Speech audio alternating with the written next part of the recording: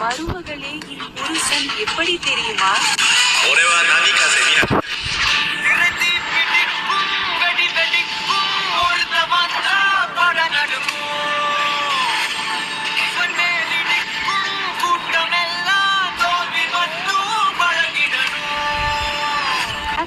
என் புருஷனும் சும்மா கலர் கிரிப்டனோட கடைசி மகன்